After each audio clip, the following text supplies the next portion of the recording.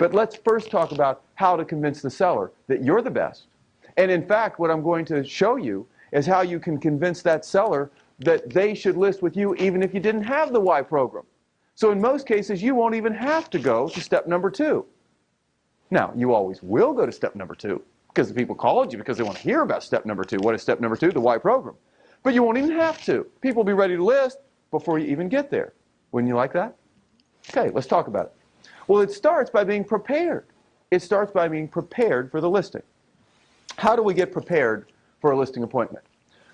Way number 1, we prepare comps that talk. We prepare comps that talk. Now, there's a difference between comps that talk and comps. Of course, we know what comps are. That is a list of homes that have sold and homes that are for sale in a particular area. What I'm suggesting to you that you do is that you prepare your comparables in a way that speak to the seller and in and of themselves convince the seller as to the price range that they ought to list.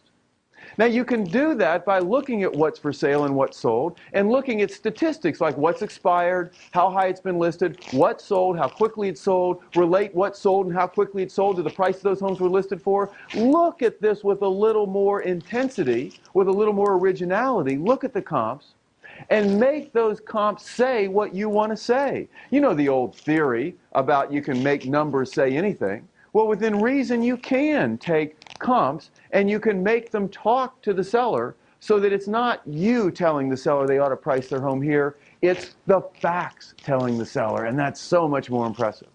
That's step 1. Step